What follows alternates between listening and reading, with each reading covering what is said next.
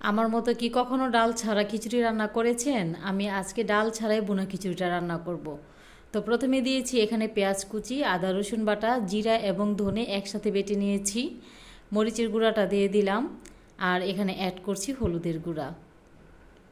এখানে জয়ফল আর জয়ত্রী একত্রে গুঁড়ো করে নিয়েছি। দিয়ে দিচ্ছি এখানে চিকেন মশলাটা, আর চিকেন মশলাটা দিয়ে দেওয়ার পর এখানে অ্যাড করছি স্বাদ মতো লবণ। 1 চামচ পরিমাণে এখানে দিয়ে দিব রেগুলার রান্নার তেল, আর তেলটা দিয়ে দেওয়ার পর খুব ভালোভাবে মাখিয়ে নিতে হবে। আর এমনভাবে মাখাতে হবে যেন পেঁয়াজটা নরম হয়ে যায়। আমি খুব ভালো করে পেঁয়াজটাকে মেখে নিচ্ছি। আর এই পর্যায়ে কিন্তু মাখানোর অবস্থায় কিন্তু পেঁয়াজটাকে নরম করে নিতে হবে। আর যতক্ষণ না পর্যন্ত নরম হয় পেঁয়াজটা, ততক্ষণ পর্যন্ত আমি পেঁয়াজটাকে খুব ভালো করে মাখিয়ে নেব। একটা পর্যায়ে যখন ভালো করে মাখিয়ে নেওয়া হয়ে যাবে, ওই পর্যায়ে এখানে অ্যাড করছি চিকেন। এখানে মুরগির মাংসের পরিবর্তেও কিন্তু আপনারা খাসি বা গরুর মাংস দিয়েও এই ভুনা খিচুড়িটা তৈরি করতে পারেন। আর এভাবে করে ডাল ছাড়া ভুনা খিচুড়িটা রান্না করে দেখবেন, খেতে কিন্তু অসম্ভব মজা লাগে। বুঝাই যাবে না যে এটা ডাল ছাড়া ভুনা খিচুড়িটা রান্না করা হয়েছে। তো খুব ভালোভাবে মাখিয়ে নিয়েছি। আর মাখিয়ে নেওয়ার পর পাত্রটা যখন গরম হয়ে এসেছিলো, ওই পর্যায়ে এখানে দিয়ে দিয়েছিলাম রেগুলার রান্নার তেল।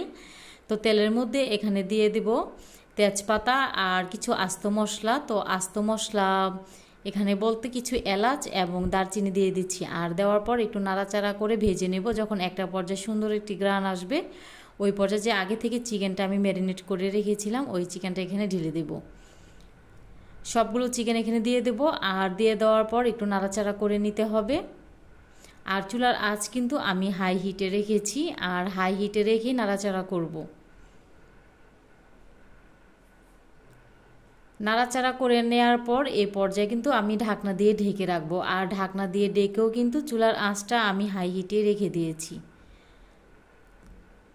ঢাকনাটা তুলে আবারও একটু নাড়াচাড়া করে নেব যেন নিচে না লেগে যায়।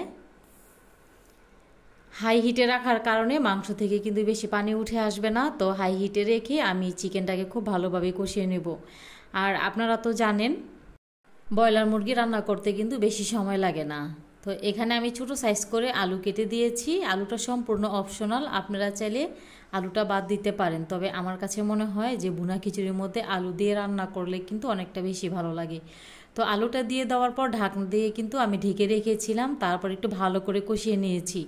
আর কষিয়ে নেওয়ার পর এখানে 1.5 কাপের মতো অ্যাড করেছি পানি। আর পানিটা দিয়ে দেওয়ার পর নাড়াচাড়া করে মাংসের সাথে মিশিয়ে নিচ্ছি। আর মিশিয়ে নেওয়ার পর আবারও ঢাকনা দিয়ে ঢেকে রান্না করব। তো এই পর্যায়ে ঢাকনাটা তুলে এখানে টালা জিরে গুঁড়োটা ব্যবহার করছি। টালা জিরে গুঁড়োটা দিয়ে দেওয়ার পর আবারও নাড়াচাড়া করে একটু ভালো করে মিশিয়ে নিতে হবে।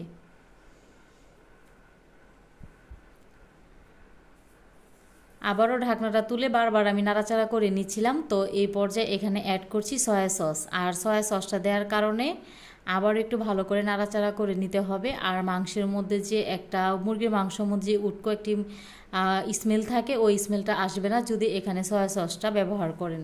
তো সয়া সসটা দিয়ে দেওয়ার পর নাড়াচাড়া করে আবারও একটু ভালো করে রান্না করে নিয়েছি। একটা পর্যায়ে যখন ভালো করে শুকিয়ে এসেছিলো ঝোলটা, ওই পর্যায়ে কিন্তু আমি মাংসটা তুলে নিয়েছি।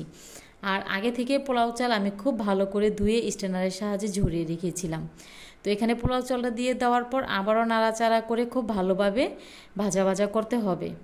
তো ঢাকনা দিয়ে ঢেকে তারপর ঢাকনাটা উল্টে আমি বারবার নাড়াচাড়া করে খুব ভালোভাবে চালটাকে আমি ভাজা ভাজা করে নিয়েছি। তো এই পর্যায়ে এখানে অ্যাড করছি পানি। 2 কাপ চালের জন্য এখানে আমি 3 কাপ পরিমাণে পানি অ্যাড করেছি। আর পানিটা দেওয়ার পর এখানে দিয়েছি কিছু কাঁচামরিচ সুন্দর একটি ফ্লেভারের জন্য। আর অ্যাড করছি স্বাদ মতো লবণ। শেষ পর্যায়ে আমি খিচুড়ি বা পোলাও বা বিরিয়ানি যে কোনো রান্নায় কিন্তু লাস্ট পর্যায়ে আমি ঘিটা ব্যবহার করি, তাহলে কিন্তু সুন্দর একটি গ্রান আসে আর খেতে অনেক ভালো লাগে। একটা পর্যায়ে যখন এরকম পানিটা শুকিয়ে যাবে, ওই পর্যায়ে যে আগে থেকে আমি মুরগির মাংসটা রান্না করে রেখেছিলাম, ওই মাংসটা এখানে ঢেলে দেব।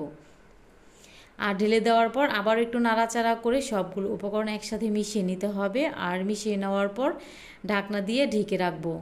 ঢাকনা দিয়ে ঢেকে রাখবো 10 মিনিটের জন্য। তো ফিরে এলাম 10 মিনিট পর। আর 10 মিনিট পর আবারও একটু নাড়াচাড়া করে নিয়েছি। তো নাড়াচাড়া করে নেওয়ার পর আমি কিন্তু ঢাকনা দিয়ে ঢেকে চুলার আঁচ বন্ধ করে তারপরে আবারও 5 মিনিট রেখে দিব। তো এ পর্যায়ে নাড়াচাড়া করে নেওয়ার পর ঢাকনা দিয়ে ঢেকে আমি 5 মিনিটের মতো রেখে দিয়েছিলাম। আর রেখে দেওয়ার পর ফিরে এলাম 5 মিনিট পর। তো এ পর্যায়ে কিন্তু সম্পূর্ণ আমার ভুনা খিচুড়িটা রেডি। রেসিপি ভালো লাগলে শেয়ার করার অনুরোধ রইল। সবাই খুব ভালো থাকবেন, সুস্থ থাকবেন। আর এতক্ষণ সাথে থাকার জন্য সবাইকে অনেক অনেক ধন্যবাদ জানাচ্ছি। প্রতিনিয়ত জানা অজানা রেসিপি পেতে আমার চ্যানেলের সাথেই থাকুন। আল্লাহ হাফিজ।